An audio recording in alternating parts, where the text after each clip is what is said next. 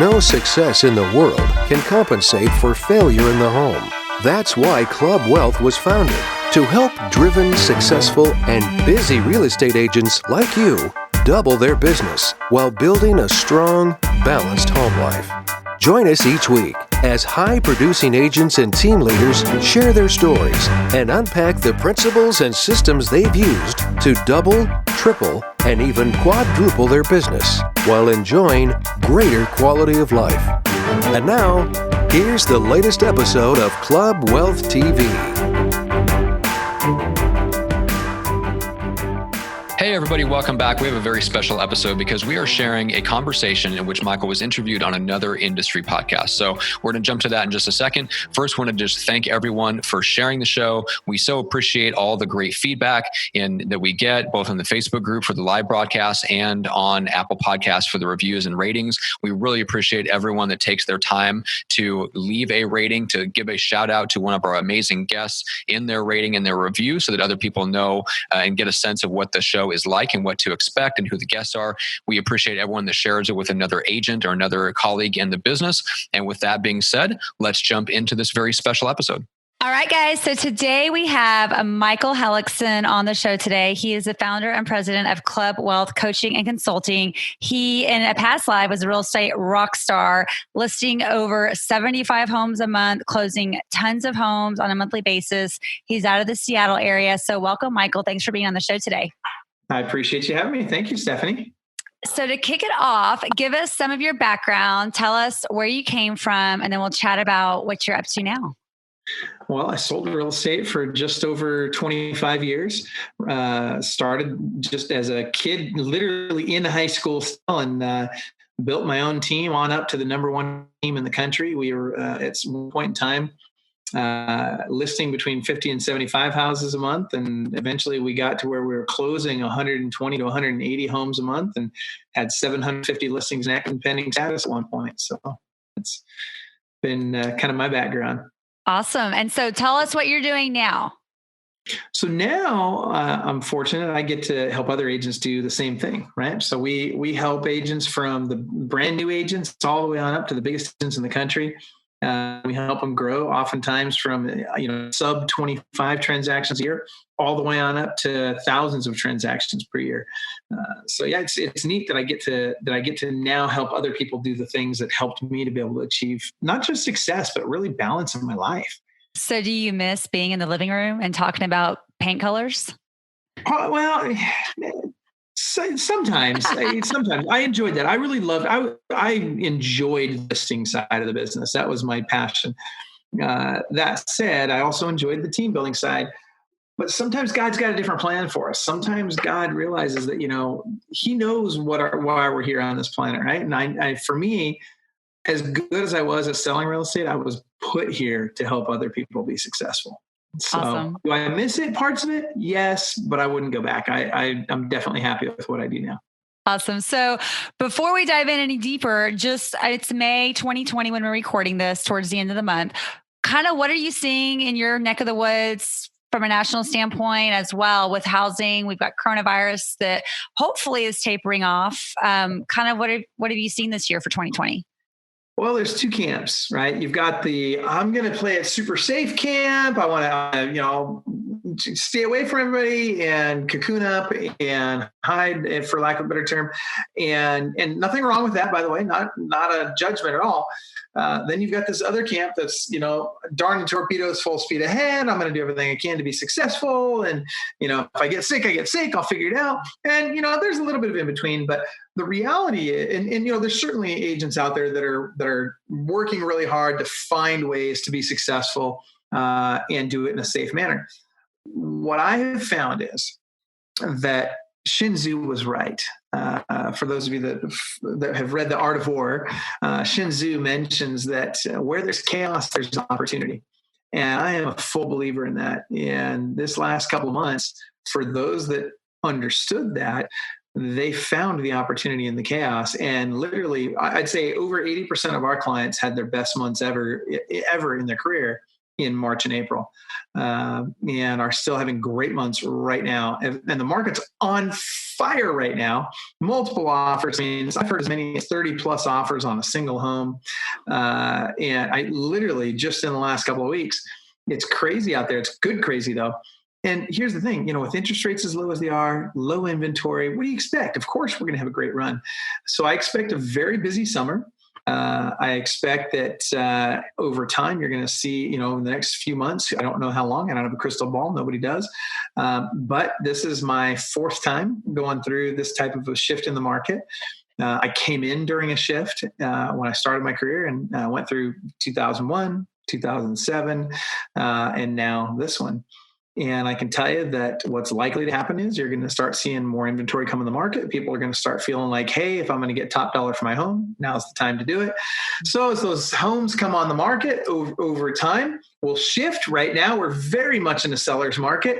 We will shift and we will become a balanced market once again. But I don't believe that balanced market will last very long. I think we'll go fairly quickly from seller's market to buyer market. And at that point in time, people get really picky about who they're going to list with. And you're going to see a definite difference in the people, people in a tight market. Nobody calls their cousin Jethro up and lists their house with them just to do a solid, right? What they want is they want to make sure, gosh darn it, I got somebody that's a killer, somebody that's going to really do a great job for me. They're going to be a pit bull on the pant leg of opportunity, and they're going to get me as much money as possible in the shortest amount of time possible. That gets especially pronounced if we get back into short sales and REO. Now, I don't expect it to be like 2007 to 2011, but I have seen already, even right now, there are short sales happening.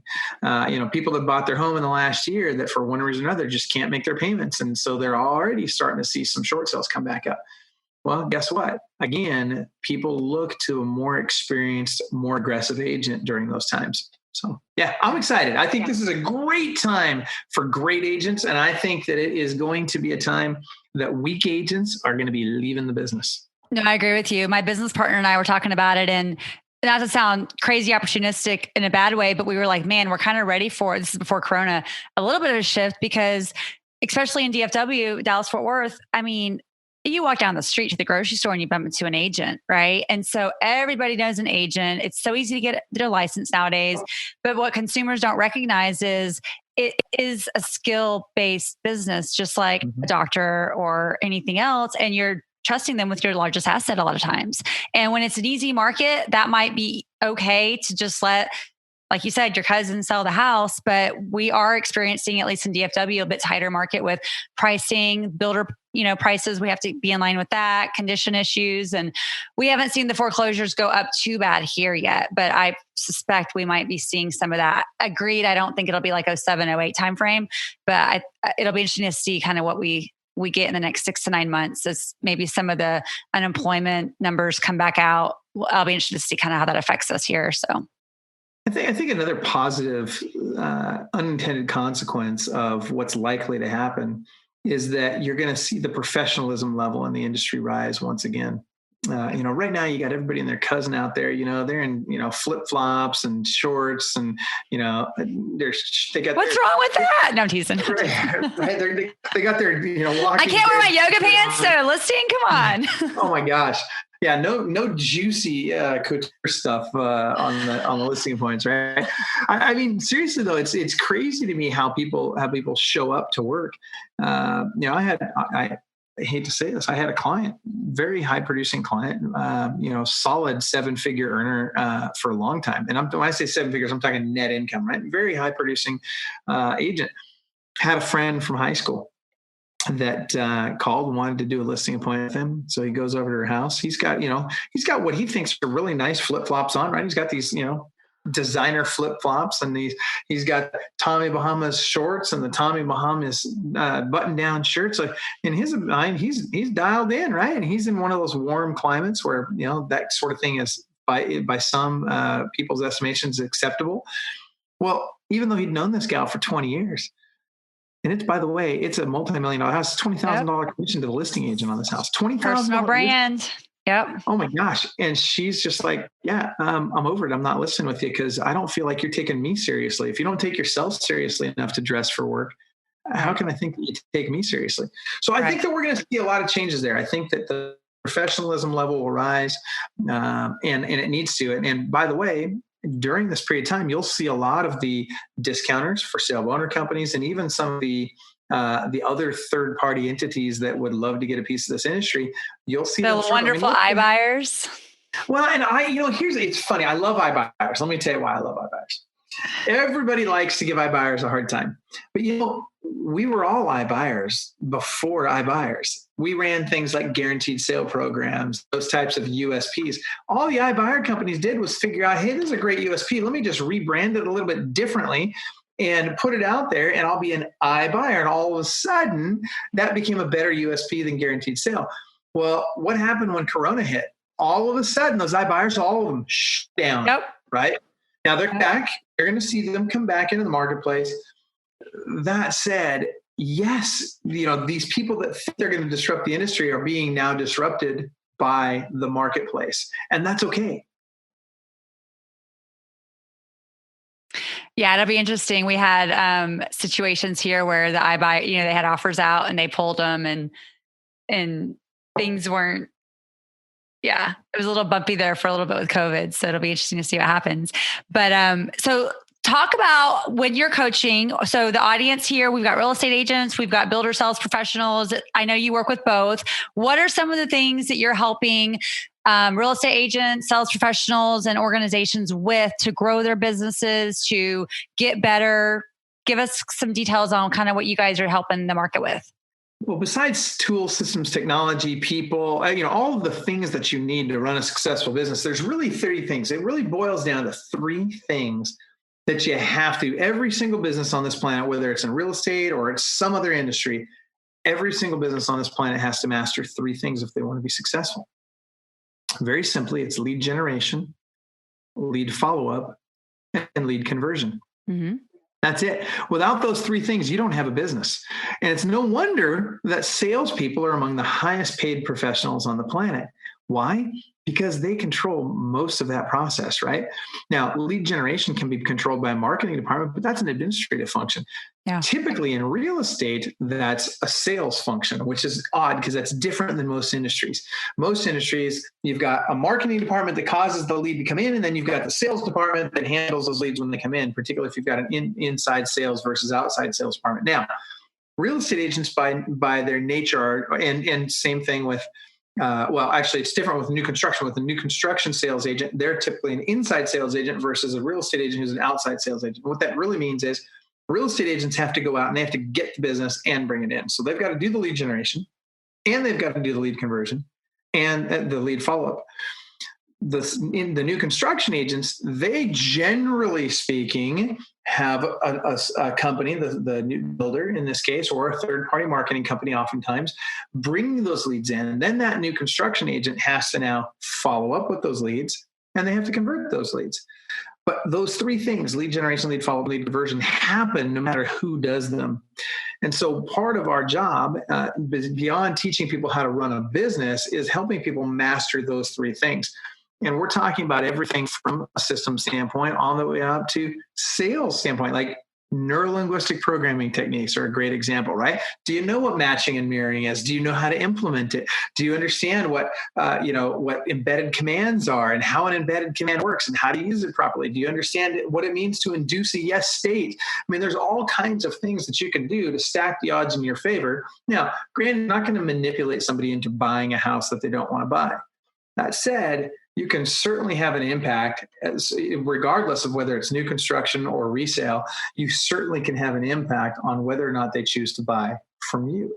Mm-hmm. So what are you finding is the biggest challenge right now that either sales professionals or agents are having? Is it on the lead generation side, or is it the follow-up and conversion? Where's their biggest area of opportunity that you're helping them with? Well, let's start with this. So Realtor.com and Zillow figured out a long time ago that, hey, as an industry, the real estate industry really sucks at lead generation. So what they did was they got a hold of our data and they said, well, we'll just do it for them. And then we'll sell them back the leads that we got from their data.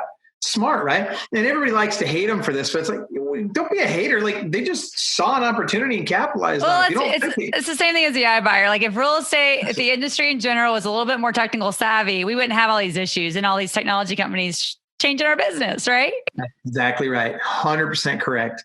And so don't be a hater. Just learn to compete with them, right? Right. You want to do better? Learn how to generate your own leads. And by the way, there's two things you've got to understand with lead generation. Not only do you have to understand what the cash conversion cycle is for a lead, but we have to understand what the ROI is for that lead. As an example, a sign call is a short cash conversion cycle. So from the time that I get that sign call to the time it turns into a paycheck is a very short window of time comparatively. The ROI on a sign call happens to be very high, which is unusual for a short cash conversion cycle lead. Now let's look at a Realtor.com or a Zillow lead. I get a Realtor.com or a Zillow lead. It also tends to be a fairly short cash conversion cycle, right? So it's much faster than say a Facebook lead or a pay-per-click lead. That said, the ROI is much lower than a Facebook or a pay-per-click lead. So generally speaking, the longer it takes to convert that lead to cash, the higher the ROI, and the shorter it takes to convert the cash, the lower the ROI. Now, that being said, you can't just go out and do Facebook and pay-per-click expecting that I'm going to get the highest ROI because you'll starve in the short term. Right. You've got to have leads in the short term. You got to put food on the table. So we talk about that. There's actually, and I'll tell you from a lead generation standpoint, there's over 2,000 lead sources in real estate today. Wow. There's about 109 that are kind of the best ones. Of those, we recommend, so I can give you, we'll talk at the end of today. I'll give everybody an opportunity to get, I'll give you 17 of my best lead sources for free. I'll give you a download for them. But that being said, as bad as we as an industry suck at lead generation, we're even worse at lead follow-up. So if I had to say, what's the thing we suck at the most? It's lead follow-up. And you know what? Realtor.com and Zillow both figured this out. You know what they did? They said, hey, why don't we just create OpsCity and Zillow Concierge? And we'll just charge the agents for the lead follow-up too. And we wonder why there's downward pressure on our commission because we're giving up all the stuff that's the most important things we do. 2 out of the 3 things that we have to do every day, we've given them up. And why do you think that is? Is it because we're lazy? There's standards in the industry or there's no training? Like, why do you think that is? Training is definitely a huge part of it. It's lack of knowledge and lack of implementation. There's really only 2 things, right? You got to learn how to do it and then you got to go do it. Yeah. That's it, right? It's not rocket science. We're not splitting the atom here. So you got to figure out how to do it. And that can be taught. Like we can teach you everything you need to do, but you got to go do it. Right. There's lots of coaches out there, the rah, let me hold you accountable. And I'm going to call you every week and see how many calls you made kind of coaches. That isn't us. Like I'm not interested in working with people that need a babysitter. What we do is we work with people that are serious business professionals that are super motivated, that want to grow. And that when we tell you, this is what you need to do and it works, they will go do it. That's what we're looking for, right? And so if you're that person, not only can we help you, but you can succeed in this business. If you're not that person, if you need motivation from outside, if you need somebody to hold you accountable to a level that you don't hold yourself accountable, if you need somebody else convincing you to make phone calls to follow up with people, I got news for you. You have bigger problems than this industry. Here's the script those people need to learn, right? You ready for this? I'm not a huge scripts guy, but I will give you a script that I think those people need that lack that motivation, that lack that personal accountability. Here's the script you guys need to learn. Would you like fries with that? I know. Just say, quit being self-employed. Go get a job. Yeah. Dude, literally, that's what they got to learn because I got news for you. That's where you're going to be working. And I'm not criticizing anybody that works at McDonald's or anything like that, but I'm just telling you, man, you're going to have to learn that script. So that said, let's talk more. Yeah, right? It's true, right? Let's talk more about lead follow-up. See, the lead follow-up, they say the fortune's in the follow-up. Man, it is so true. When I was listing 50 to 75 houses a month, I was literally making 115 to 125 follow-up calls from my car in between appointments. That's a lot, right? So I would go on 6 to 8 appointments a day, and invariably somebody doesn't show up, right? And one of those appointments no shows on me. Great, that's an hour I can make calls. But I'm scheduling 6 to 8 appointments a day, and every free second I have in between those appointments, I'm pounding the phones, making my follow-up calls. Now, I'll tell you, by doing that every day, I would set another 6 to 8 appointments for the next day. And I do that every single day, 5 days a week. And before you knew it, I was listing 50 to 75 houses a month. Why? Because I didn't care about all that other garbage that everybody else is wasting their time on. When you have an assistant, well, let's back up. Mm-hmm. If you don't have an assistant, you are one. Whoa. The dog's like, whoa, they're getting an assistant's important. I think your dog just gave me an amen on that one. So, but it's true. Leave it to the terrier. So, was that the terrier? Yeah. Yeah, there you go. See, they know. They're smart. So one thing a terrier is it's tenacious, right? Terriers won't let up. Those things, they'll whine, they'll complain, they'll be at your ankles until you give them that treat they want, right? Yes. You need to be like a freaking terrier. You want to succeed in real estate, treat your follow-up like a terrier treats it when you've got food at the table and you're sitting there and they want some of it, right? That's what you got to be. You got to go get that food on your table. Okay, so I'm going to ask you a question that I know a lot of people are thinking right now. They're thinking, okay, cool. You have 6 to 8 appointments a day. You're following up with all these people. Like, who are these people you're following up with? Are they people in your sphere? Are they people that you bought a list from? Like, that's what they're thinking, because they're going, wait a second. How do you even have that many people to call every single day? I love it, Stephanie. You're asking the right questions. Okay, so first of all, remember, what's step number 1? It's lead generation. So what I have to do is every quarter, here's your goal. Everybody should be writing this down. Here's your goal. Every quarter, I want to add 1 new lead source. Now, I'm not looking for lead sources that will give me 300 leads a month. I mean, is it great if we find some of those? Sure. But that's what's important. What I want to get, instead of having 1 lead source that gives me 30 deals a month, I want to find 30 lead sources that give me 1 or 2 transactions a month. So I'm going to add 1 of these new lead sources every single quarter. So it takes me about 3 months to find the lead source, to figure out how to use it, to implement it, to automate it, to delegate off everything I can delegate off, to eliminate all the unnecessary stuff, and then go repeat the process. And that's what you do. And so ideally, if I want to make in real estate sales, if I want to make 6 figures, I'm talking net income, if I want to net 6 figures, I'm going to need about 10 to 15 great lead sources. If I want to net 7 figures, and by the way, when I was doing this, I was only working 12 days a month, right? So we'll get to that in a second, but I want you to think about this. You don't have to work 24/7 to do this, but you got to work smart. Right. And so, and you got to be efficient with your time, right? And we'll talk about habits too. So what I need to do is if I want to make a solid 7-figure net income working just 12 days a month, I'm going to need about 25 to 30 lead sources. At 25 to 30 lead sources that I've automated, delegated, and eliminated all the unnecessary stuff, all of a sudden now I've got so many leads coming in, I don't have to make FSBO calls, expired calls, cold calls. I don't have to do any of that stuff. All I have to do is make follow-up calls to people that have reached out to me. That's it. Can you give us an example of one of those lead sources? Sure. I mean, there's tons of them. I'm trying to think of one that's really easy to implement right now. Let's go with leadslikecandy.com. So leadslikecandy.com is a motivated seller lead source. It's, they've gone to a website, they've found information on this website that basically enticed them to reach out to someone who can offer them multiple options for their property. These people are not necessarily looking for a real estate agent. Oftentimes somebody just to make an offer on their home. So you need to be armed with, and this particular source, and they're all different, right? So you asked me just for one. Yep. So there's just an example. Sure. This is just one example. But this particular lead source, my best month ever, I listed 30 homes out of this one lead source alone. Now that's unusual. A great lead source is 5 homes a month. That's fantastic, right? Right. How many of those do you need to make a killer living in real estate? Right. But this particular one, very consistent for me. And what they're looking for is they want options. So my approach to them was, hey, look, I can buy your house, but like any other investor, I'm going to need to buy it at a discount. That will give you cash right away. Right. Or if you can wait 90 days, I can get you top dollar for it and you can get this much cash. Which would you prefer? Give them the choice. And by the way, 99% of the time, what do they choose? The second option. Give me the second option. Yeah. The one that gives you the most money. Right. Yeah. Most people don't want their money fast as much as they want the most money they can get. Right. Now, that being said, what do you do when you happen to find one that does want the money fast and maybe you're not in a position to buy it? Great. Call me. I'll buy it.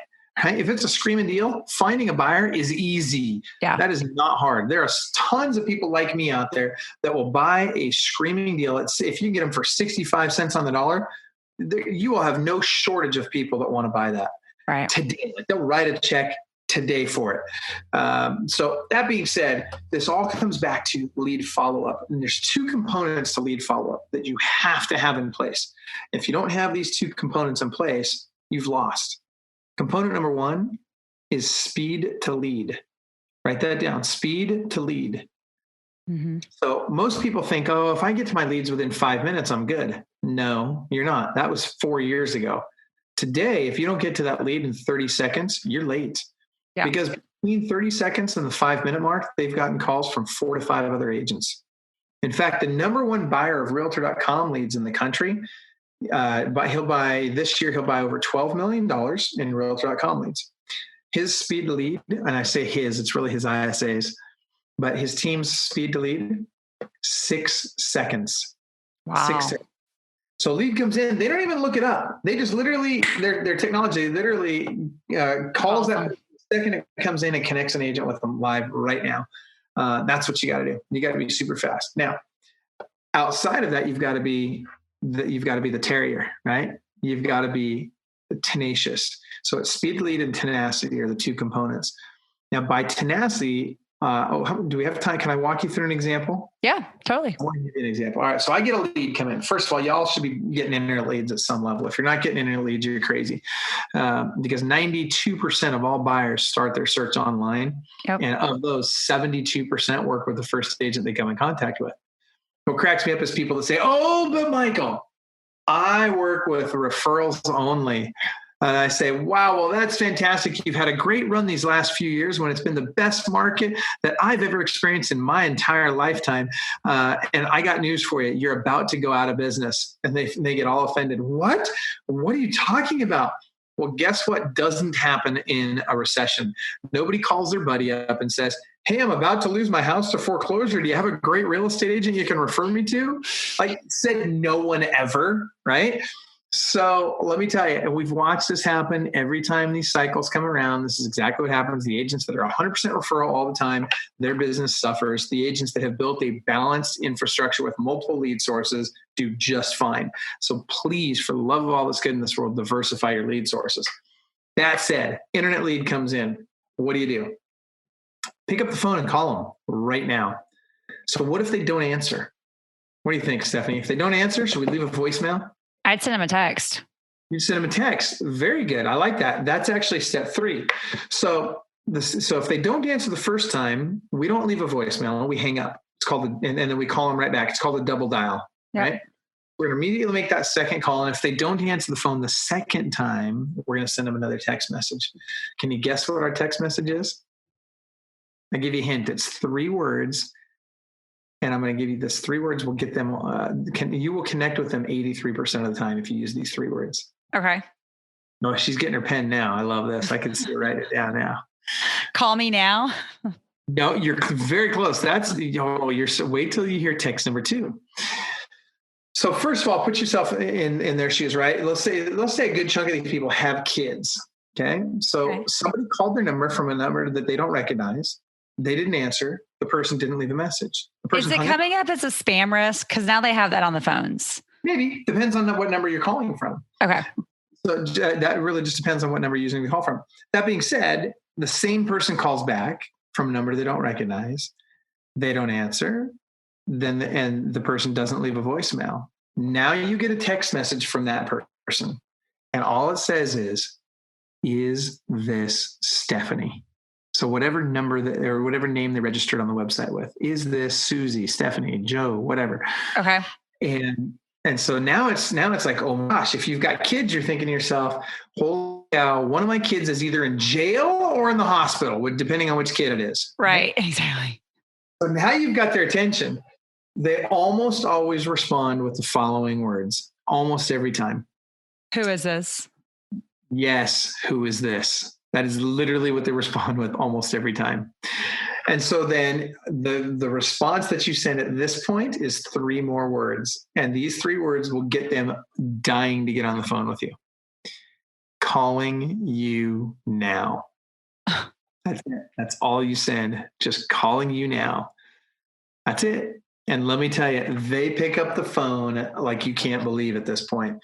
And so here's the thing. And some people think, oh, Michael, that's so sneaky and that's just not nice and blah, blah, blah, whatever. No, it's not. What did I do? What did I say in there that's not honest? What did I say in there that wasn't clear? What did I say in there? I mean, I just asked, are you this person? They said yes. And I said, great, calling you now. Not a big deal, right? From their point of view, the way they hear that information, the way they receive that information may or may not create a sense of urgency. I'm hoping it does. And assuming that it does, guess what? I'm going to be on the phone with them very quickly. Well, that's great.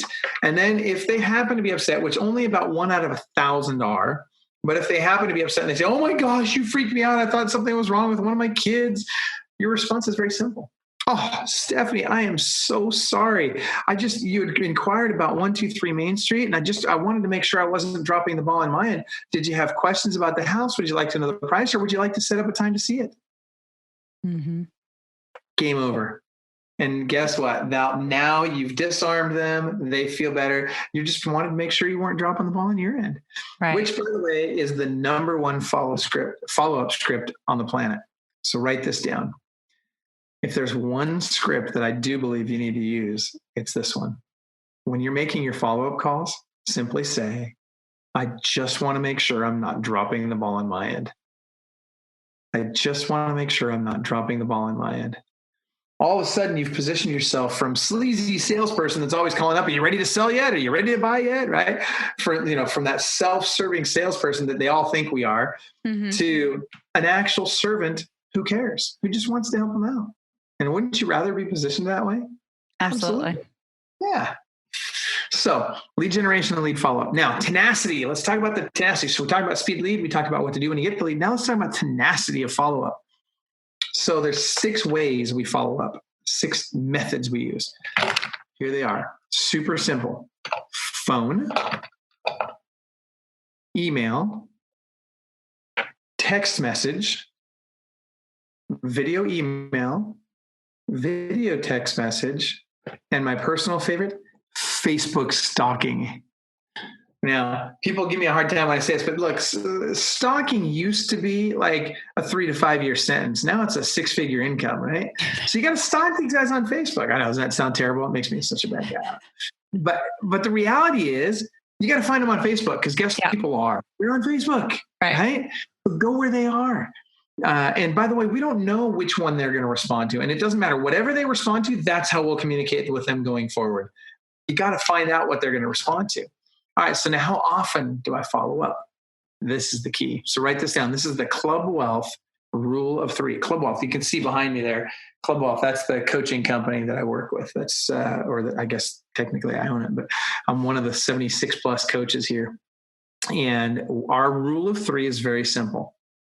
I'm going to reach out to them in one of those 6 methods 3 times a day for the first 3 days, 3 times a week for the next 3 weeks, and 3 times a month for the next 3 months. I'll give it to you again. 3 times a day for the 3 days, 3 times a week for the next 3 weeks, and 3 times a month for the next 3 months. And I'm telling you, when you follow up with that level of tenacity, most agents give up after 1 or 2 attempts. Yeah. You follow up with that tenacity, 3-4 months into it, you're the only one left. Nobody else is following up with them, and you're starting to build a relationship with them. All of a sudden, they're recognizing who you are. And when you're saying things like, hey, I just want to make sure I'm not dropping the ball on mine, they say, oh, no, not you. It's me, right? It's like that girl in high school, right? So it's no big deal at that point. You're not offensive at that point.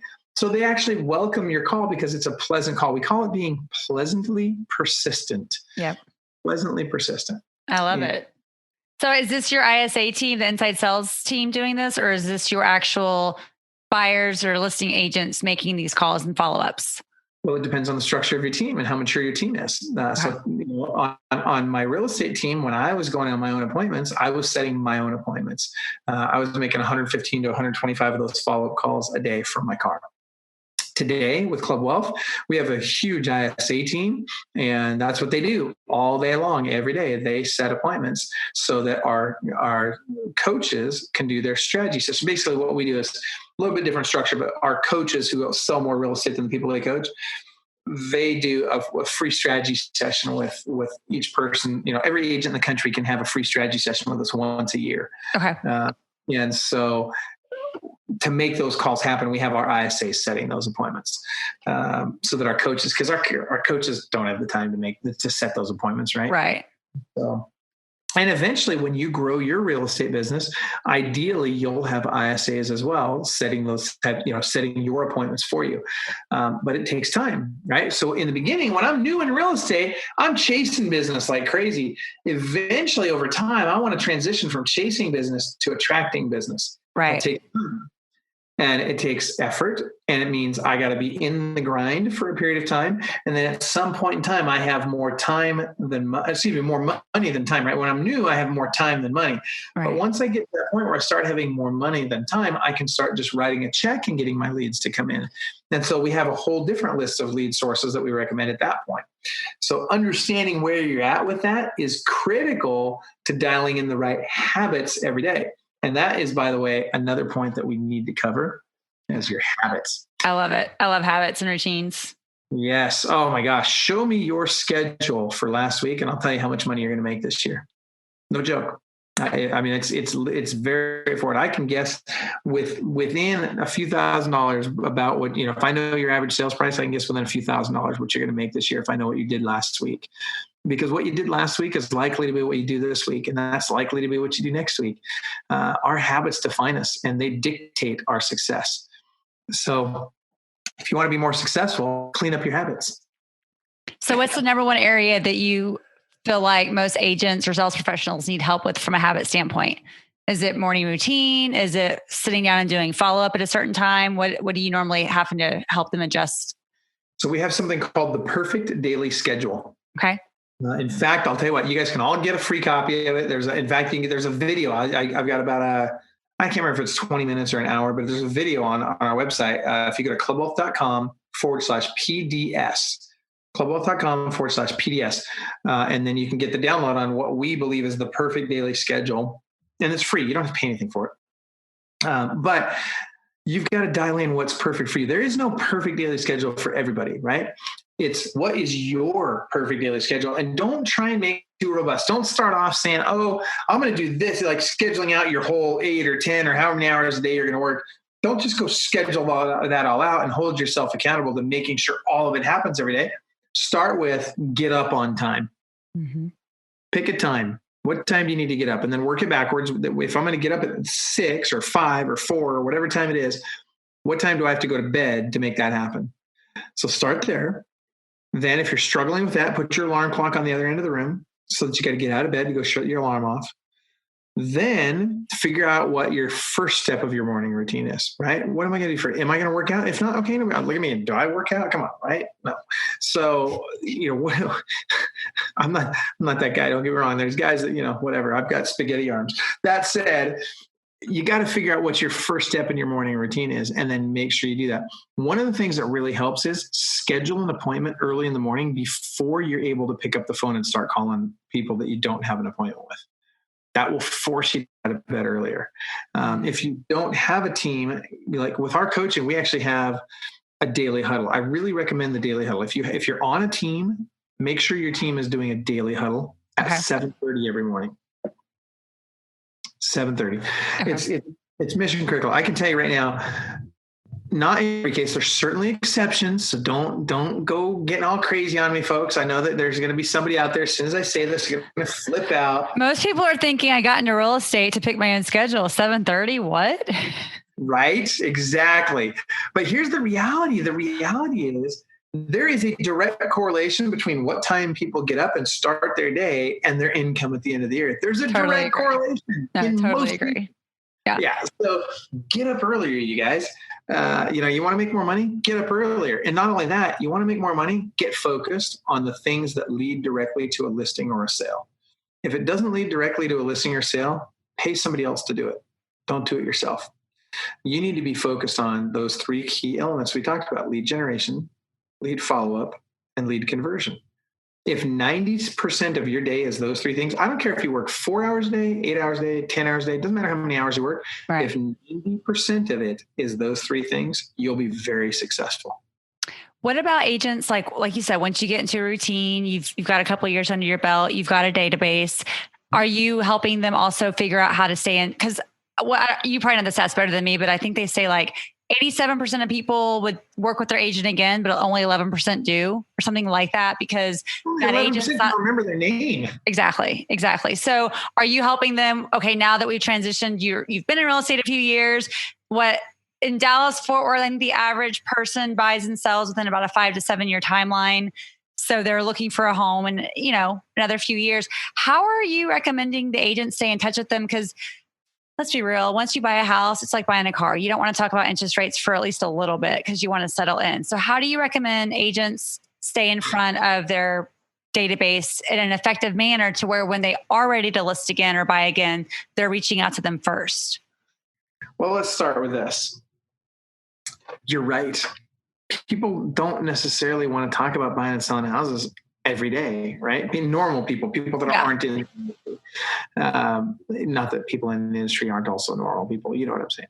Yeah. But at the end of the day, what we've got to understand is we've got to develop a relationship with these people, and it's got to extend beyond closing. Don't be a secret agent, right? Don't be the guy or the gal that the day that the closing happens, you get a check and you're out, right? You ever talk to them again. So we got to build a relationship with them over a long period of time. And really that just means make them your friend. And it sounds harder than it is.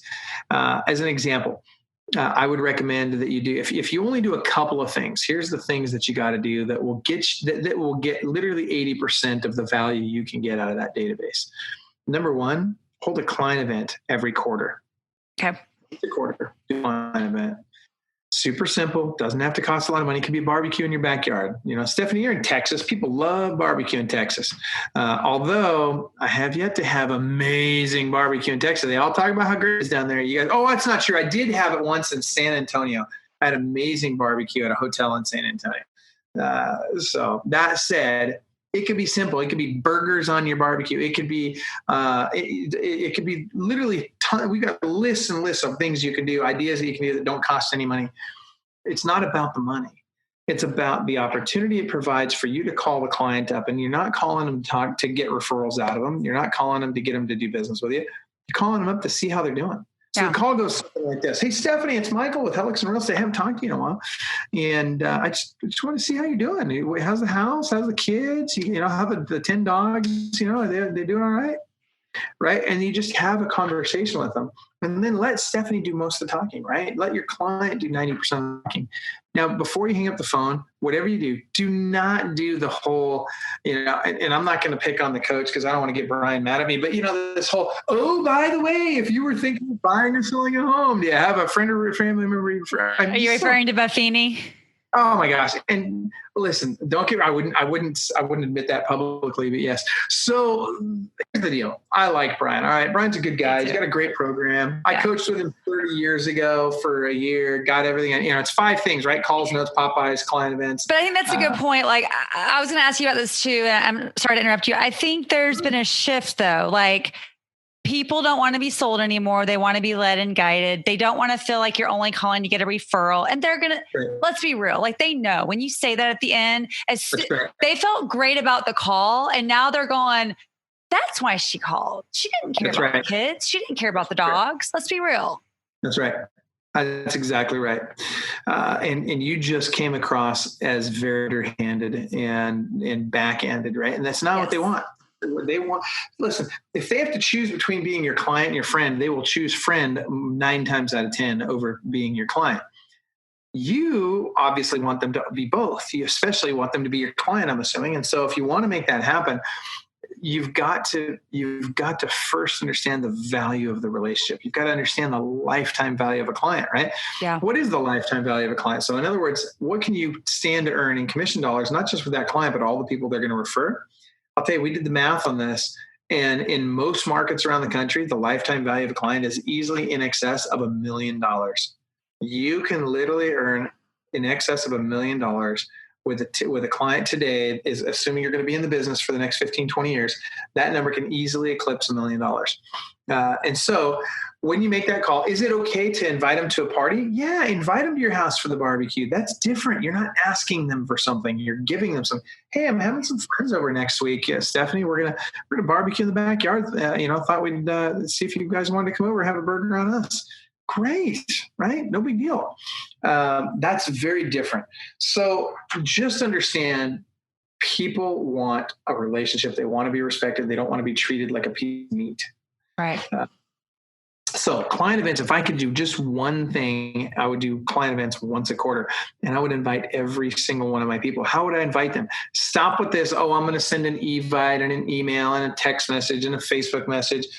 Pick up the freaking phone. Yeah. Right? Because guess what? Again, it's not about the invite to the event. I don't even care if they show up. Would I like them to show up? Yes. It would be great if they showed up. Absolutely. Because now, I get all kinds of opportunities to engage with them face to face. I can introduce them to other clients, help them establish relationships inside my circle, which keeps everybody working with me. All of that's great stuff. Right. At the end of the day, though, it's enough for me that I got on the phone with them and I had the opportunity to be sincerely compassionate and care about them and their situation and just see how they do it. Right. Yeah. You guys, this is, again, not splitting the atom. That said, you have to establish habits. So you got to do these things every single time. If I've got a 250 person database, right? And that goes for clients, past clients, sphere of influence, anybody that I know that knows me. If I've got 250 people on that list, which is, by the way, the national average, that's the average that most agents have. At 250 people on that list, I should be able to do 25 to 50 transactions from that list alone by only doing just the things I just told you about. That's without doing anything else. That's all you got to do. Yeah. So what do I do? Every time I'm going to hold a client event, I'm going to call 250 people 3 weeks before the client event, and I'm going to invite them. That's it. You ask them to bring somebody if they want to, or is that even a conversation piece? Conversation. You have to be careful because it can come across as I'm trying to get you opportunistic. I agree. Yeah. Can I ask you a question about social media? Please. Oh, I love social media. Me too. So how do I word this? Like, when real estate, being entrepreneurs, there's so many shiny objects, right? I'm with Keller Williams, you go to family reunion, you go to any conference, there's all this technology, there's all these things you could do. Let's be real. You and I both know, like, at the end of the day, if I look at my business and go, okay, in a year I listed 100 homes, the majority of those came from certain pieces of either referrals or relationships or all this noise over here. That 80% of work didn't get me the business, right? It's the 80-20 rule. So when you look at social media, what do you coach your clients on, or what do you think is the 20% that you focus on that gets you 80%? Is it getting you leads? Is it getting you keeping in front of your database and your relationships? Like, how do you guys utilize social media to generate sales and actual dollars versus just more work, more noise? Okay. Super simple. First of all, understand you have a business page and a personal profile. They're two separate things. I do not have a business profile. All right. Very important. My profile is my profile. People want to get to know you. Give a backseat pass to your life. If your life is so inappropriate that you're embarrassed to have your clients see it, maybe you shouldn't post it on Facebook. Concept. There's a newsflash. Right? I mean, how many times have I had to have that conversation? It's like, just because there's pasties covering it doesn't mean it's appropriate for Facebook. I kid you not, I had to have that one. Okay. So, and like, we shouldn't have to have these conversations. I mean, but in today's world, we do. It's crazy. So you're good if your clients friend you. Is that what you mean? Even if they don't friend me. Oh, do I want them to? Absolutely. Yeah. Okay. Yes, 100%. Okay.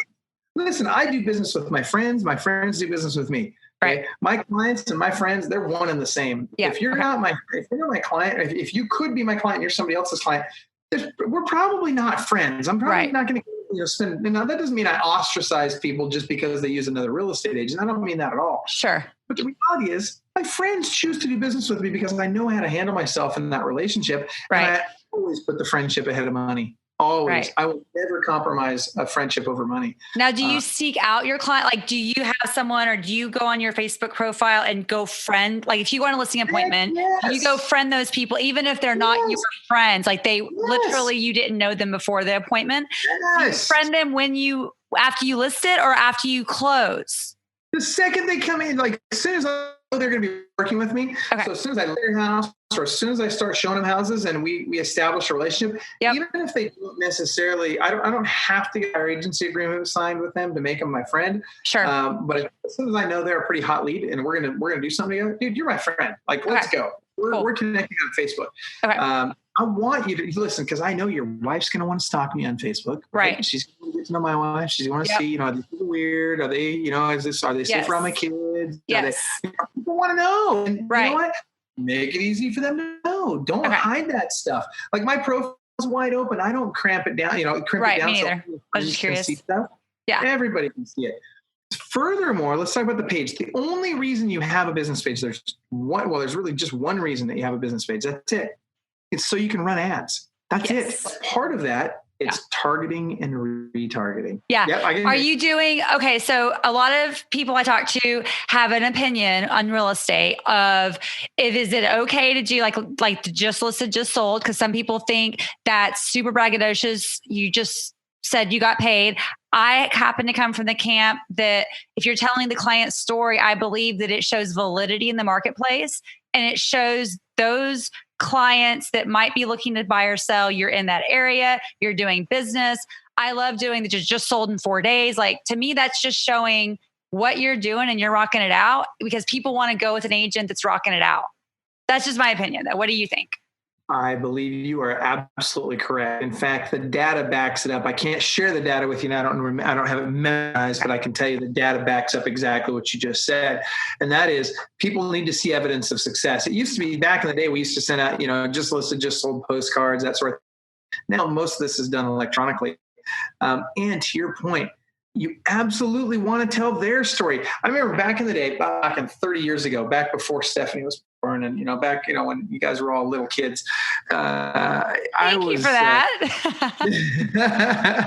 I was doing just listed postcards, and it would say, literally, "You'll never guess what your neighbors, the Johnsons, did last night." Right. So it's all like, seductive and like, sketchy. And they're like, what did they do? Right. Like, I got to figure this out. They listed their home with Michael Hellickson, right? Or whatever. So you have to have a headline that grabs their attention. But what we do better today than we did back then is we really tell the client's story, right? So when you can tell the client's story and you make it all about them, it's not about you and your business. Don't worry. Your logo's on there. People got your phone number. It'll be fine.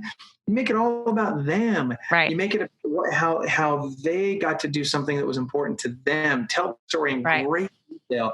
People will love you for it. And if they will share, if you can put me in tears with that story, game over. Yeah. Right. Like, game over.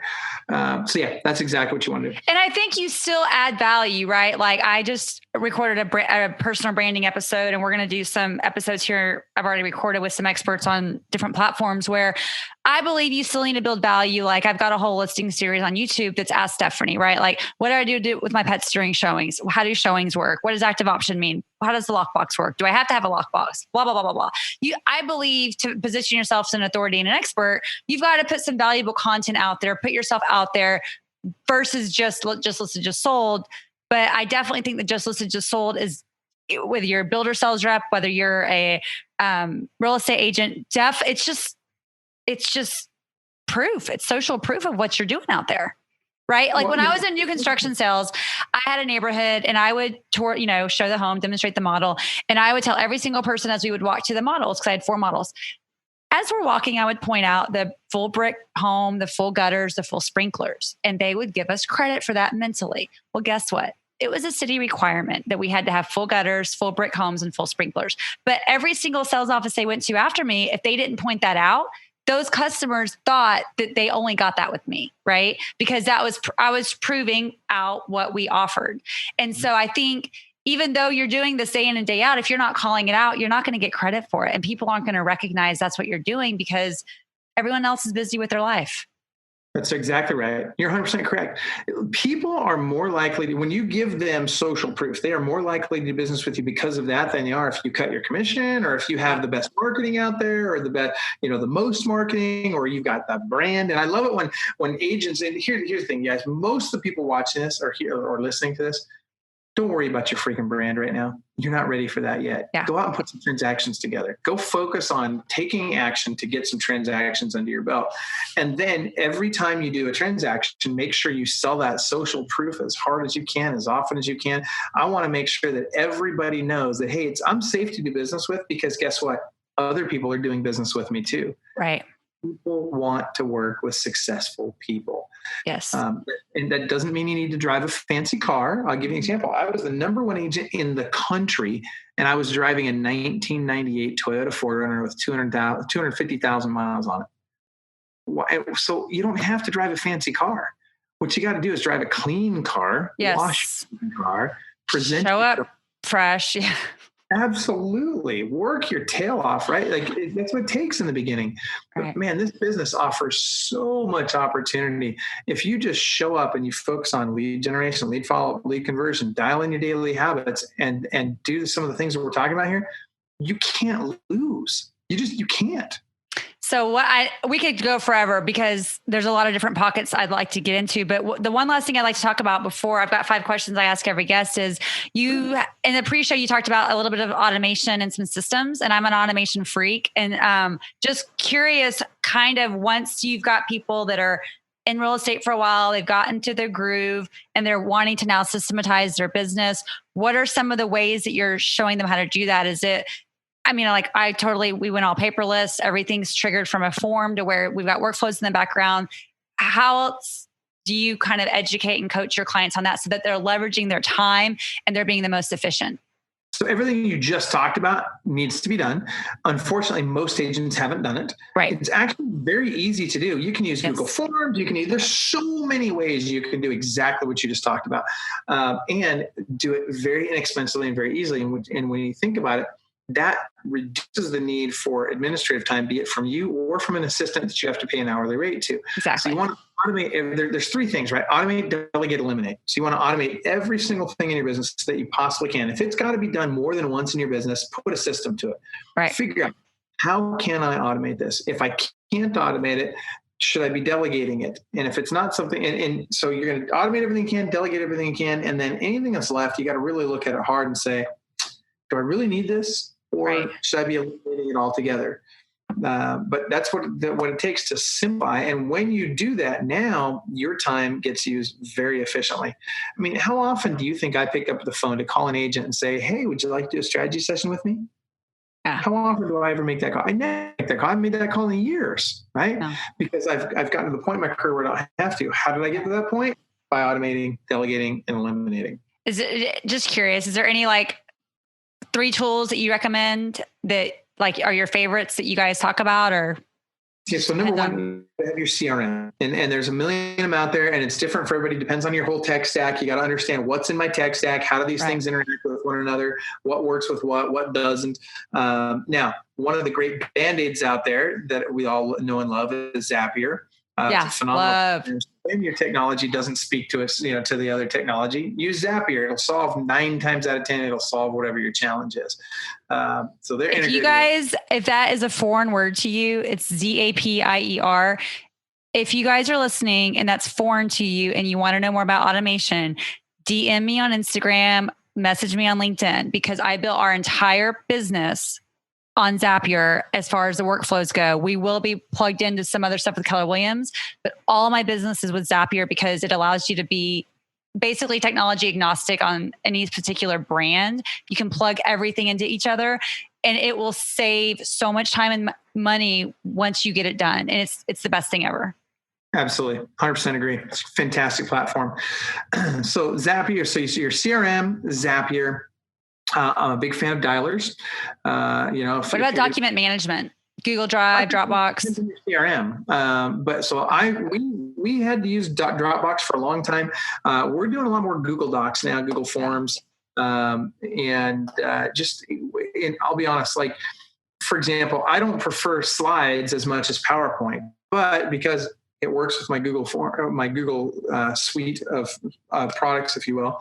It makes it easy for me to be in a slide or in a sheet or a doc and have other people in there at the same time. And it's easier to collaborate with them on that particular document or slide or whatever. So I'm definitely leaning more toward the Google suite of products than I ever have before. That said, I like to be able to work with all of them because we've got clients that are working with, different suite of products all the time. So you've got to have great technology. It's very easy to put it in place if you know what you're doing. If you don't know what you're doing, it's very easy to find someone who does and have them help you put it in place. Don't let it be a stumbling block. Don't let it be a hurdle for you. Just figure out who needs to help you with it, get the help you need, and move on. And I would say, do you agree at a minimum, start with getting paperless? Oh yeah. Now, document management, that's going to come down to your CRM, right? Yeah. More often than not, most CRMs are going to have a paperless solution now. And it also depends on the office you're with. Depends on, your current company that you're working with. They may have requirements. A lot of them use .loop, a lot of DocuSign. I mean, who knows what they're going to use? You just need to make sure that your systems work with your office and your CRM. Yeah. Yeah. Cool. But yes, I'm paperless. Awesome. So I ask each guest 5 questions, and then once we'll wrap that up, and then we'll get your links to make sure that everyone knows where to go. But what's the one thing that most people don't know about you? Wow. Getting kind of personal. I was going to say, how transparent do you want me to be? Well, it's like the pasties. We got to be politically correct, right? Well, what's one thing most people don't know about me? Okay, here's one. I used to race jet skis a long time ago. I was actually first in Canada and third in the world jet ski racing. How crazy is that? Nice. Interesting. Number 1 in the world in slalom What's like the fastest you've gone on a jet ski? It's less about speed. I mean, speed's important, don't get me wrong. I mean, I think at the time, this was years ago, and it has changed a lot now, by the way. They have gotten substantially faster in the last couple of decades. But we were pushing 84, 85. On the water, that's fast. When you hit the water at 85, it hurts a lot. When you hit somebody else on the water at 85, it can be deadly. I mean, I broke a guy's femur once going around a buoy, and it can be dangerous. But it's really less about speed, and it's more about it's similar to life, right? For me, I was heavy back then. I've lost 100 pounds since then, and crazy, right? And I cheated. I had the Tijuana diet, right? I went down to Tijuana, got weight loss surgery. So worked great. It worked great. I'm very happy with the result. That said, when I was racing, everybody start off and they'd be way ahead of me, and I had to catch up with them during the race in order to win. And I did. I'd pass everybody eventually, but here's how I won. And I was always first, second, or third in virtually every race I ever ran, and I finished first, second, or third. Why? A couple of reasons. One, my equipment always worked. And that's very important. So you were talking about systems and automation. Make sure it works. And simplicity is important to that. So one of the reasons my equipment always worked is because I didn't overcome. I would race a limited boat in a super stock class. So I didn't do all the crazy mods that a lot of people did. Might have cost me a half mile, but guess what? I was always on the start line. Number 2, I would get behind. And number 1, I'd get by the guy in front of me, and I'd wait for him to screw up. They always do. They always make a mistake. So I just get right behind them. I don't push it. I just wait. And as soon as they make that mistake, boom, I capitalize on that mistake and go right ahead. And that's how I went from doing 400 transactions, 400 or 500 transactions a year to doing over 1,000 transactions a year. When the market shifted last time, and I've been telling my clients this for the last couple of months now, longer now, really hammering on it the last couple of months. When everybody else is giving up lead sources, what do? We buy lead sources. Because what happens is when the market tightens up, people panic. They start getting rid of their lead sources. They drop their expenses. Yep. That's right. They're trying to cut expenses. So what we did was we picked up their lead sources, particularly the seller lead sources, particularly exclusive ones. And now all of a sudden lead flow went down. So a few months later, their agents weren't getting as many leads. Guess what their agents did? They started looking for other places. So we took the best of the best on their agents.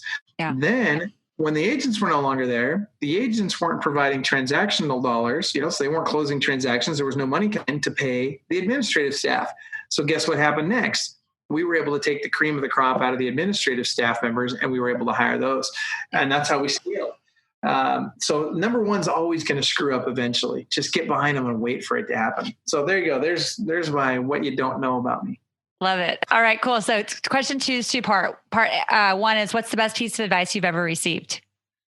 Oh man, so many. Do I have to limit it to just one? No, you can do 2. Well, there's a follow-up to that, so you might be able to share more. Okay. Well, all right. This isn't a piece of advice I got. This is a piece of advice I gave myself. But in business, the best thing I ever did in business, when I first got into real estate, I was 18 years old. And I said to myself, I'm going to make 6 figures a year selling real estate. This is 30 years ago when 6 figures was something. And so I was all excited about it. I'm like, I'm going to do this. I'm going to make 6 figures. And in order to do that, I'm only going to take advice from people that make at least 6 figures a year selling real estate. That's genius. That's so smart. Yeah. Love it. Okay. What's the best piece of advice you want to give the audience? If you want to climb to the top of Mount Everest, you need a guide who's been to the top of Mount Everest before. Yeah. Hire a coach who sells more real estate than you want to sell. If you want to sell 100 homes a year, you better have a coach that's doing at least 100 homes a year right now. If you want to sell 500 homes a year, you better get a coach that's doing that. Stop thinking that somebody that's never done what you want to do is ever going to be able to tell you how to do what you need to do. Amen. All right. Question number 3. What's one of your favorite books or the one that's had the greatest impact on you? So can I cheat and use one of the ones I wrote? Totally. Yeah. We want to hear it. There's 3 best-selling books out there right now. So three Amazon national bestsellers. I would say for every agent watching this right now, I would say if there's one book you need to read, start with the Club Wealth buyer. It's the world-class buyer agent book. Okay. And 434 pages. It really walks you through this, not only how to work with buyers, but everything about kind of how to from start to finish, how to grow a business in real estate. Now, if I had to pick a book that wasn't a book that we wrote, and by the way, that's available on Amazon. Go search Amazon for Club Wealth Real Estate book, and all our books will come up. I'll link it in the show notes too. Yeah, it's great. I mean, it's literally 3. Every book we've written has been a national bestseller so far. If I had to pick something that wasn't one that we wrote, there's a couple. So if it was finance, for money, the best book on money is The Richest Man in Babylon. Got to read it. I love that book. Yep. Yeah, Richest Man in Babylon by George Clason. Book on real estate and specifically on investing. Read anything by Robert Kiyosaki, particularly Rich Dad Poor Dad. Highly recommend. Great book. Another one, if you want to talk about business and how do I run a business, I would read The Cash Flow Quadrant by Robert Kiyosaki. Another great book. Now, when you've read those and you really want to go deep on a couple, I'm giving you a whole bunch of books. Sorry about the. Yeah, you're good. Here. This is great. I'm a nerd. I love it. Okay, so I'll give you a couple others that are super good. You want to learn how to network. The best book on networking is called Networking with Millionaires by Thomas Stanley. He's the wrote The Millionaire Next Door, which is also. I was going to say when you're talking about finance, The Millionaire Next Door is one of my most favorite books ever. And okay. It's a great book. And I tell you, that's another one on finance. That one ranks right up there with The Richest Man in Babylon. Have you, this one's a newer one, but by David Bach, The Latte Factor. Have you read that one? Not familiar with it. It's really easy to read. It's really based for more. He sets it for millennials, but it's an easy read, similar to like Who Moved My Cheese. It's it reads like that in the sense of like kind of a story, but it's great. Great. Yeah. I haven't heard of it. It sounds like a great book. There's another author that you guys follow that is old school, and if you really learn his stuff and you apply it with today's technology, can be super powerful. It's a guy named Harvey McKay who wrote Swim with the Sharks Without Being Eaten Alive. Another one of his titles is Dig Your Well Before You're Thirsty. He wrote a great book on negotiating called Beware the Naked Man Who Offers His Shirt. This guy is dialed in. Great stuff. Yeah, I'd recommend all of those. And everybody knows new books, but here's what's really interesting to me. there's really no new stuff. Right. It's all based on stuff. These guys that I'm telling you about, these books that I'm telling you about, those are the guys that really wrote the book. Right. Napoleon Hill, Think and Grow Rich. Yes. I mean, if you haven't read Think and Grow Rich, you better. If you haven't read 7 Habits of Highly Effective People, you better. Right. I mean, there's a handful of books out there that you have to read long before you read any of the new stuff. Yeah. Do you reread, or do you just have them and file back, or? Both. I do reread. I buy books in paperbacks. I don't. I mean, don't get me wrong. Ebooks and audiobooks are fine. And don't get me wrong. I'm if you're going to go for a run and you want to listen to an audiobook, go for it. In the car, I'm not listening to books in the car. I'm making phone calls. I'm making money driving down the road.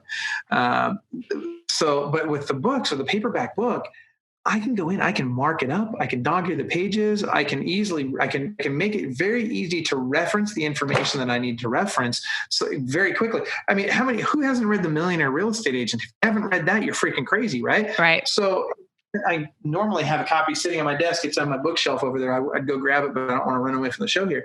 But the other day, somebody's asked me about profit sharing programs. I said, well, let's go grab the MRE book. And I was never a Keller Williams guy, right? I've always been, not always, but most of my career I was an independent broker.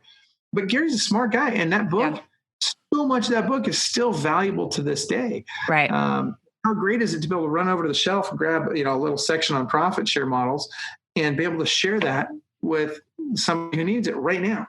Right. Lots of great books out there. I will tell you this: be a reader. Yes. Be a learner. Be a lifelong learner. But implement what you learn. Right. Don't just consume. Yeah, you got to implement. What's your current morning routine? So I'm huge on social media. So we've got a Facebook group with about 34,000 people in it. So the very, very first thing I do, I wake up, usually between 3:30 and 4 o'clock in the morning. Oh, dear Lord. All right. Without an alarm. Don't need an alarm for that. My body's just used to it. What time do you go to bed? Usually about 9, 10 o'clock. Okay. I'll usually, once I lay in bed, I watch TV for about an hour, much to my wife's dismay.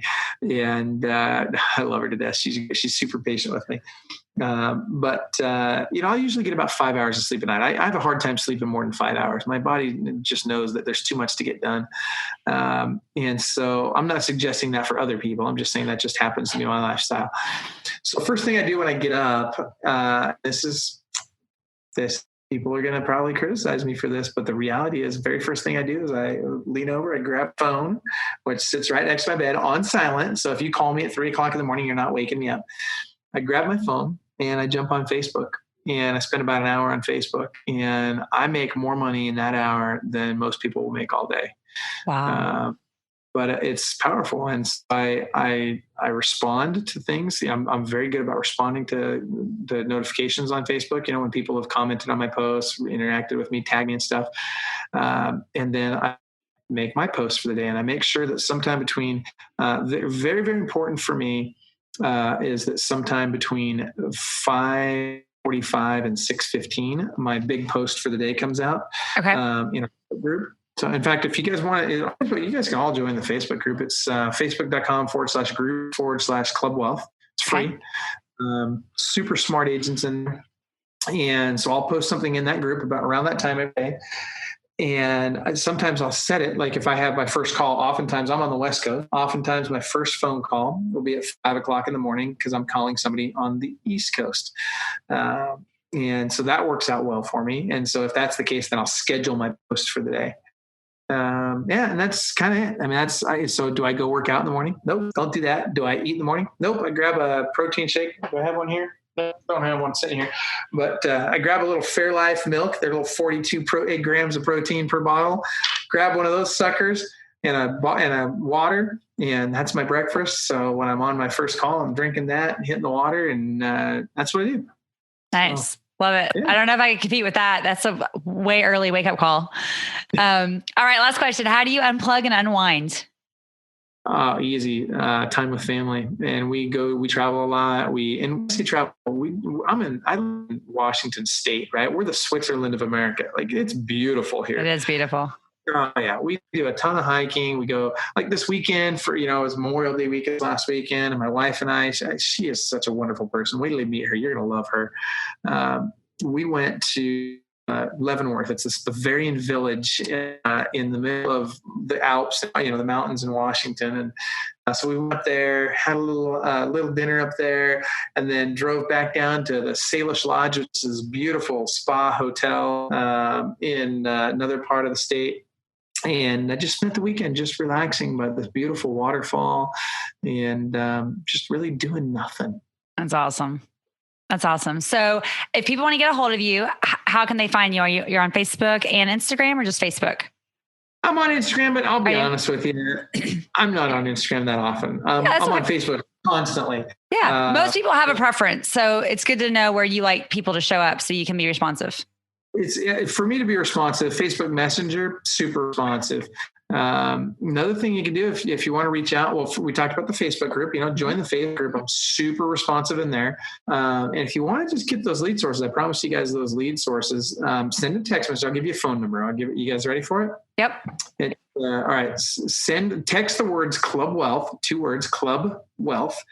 Text that 727-287-5993. I'll give it to you again. 727-287-5993.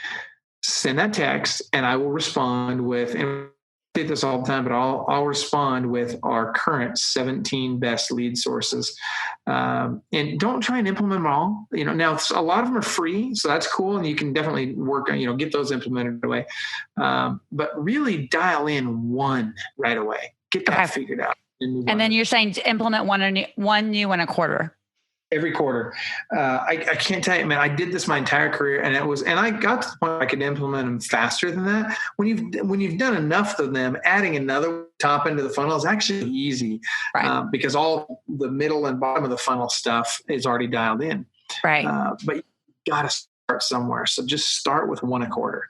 Cool. Love it. Awesome. Well, thank you for your time today. There were so many. I'm going to have to go back to this episode and just pick out some of the nuggets because there was so much that we could talk about, but as far as showcasing it, but is there anything else you want to add before we close up the show today? Understand this. And first of all, selfishly, I'd love to tell you, get a coach. Agents with a coach outperform agents without a coach. By some studies, 8-1, and by others, 11-1. That said, whether you get a coach or not, you need to understand 3 things.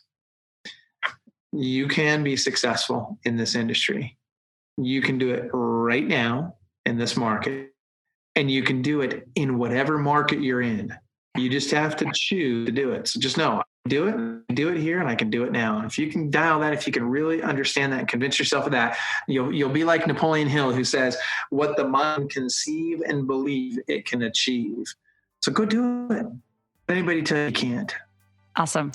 Love it. Cool. Well, thank you for your time today, and we will stay in touch. I'll connect with you, and we'll make sure we link the phone number, all the links to the Club Wealth Facebook group, to your consulting and coaching program. And we appreciate your time. Appreciate me on. Thanks, Stephanie.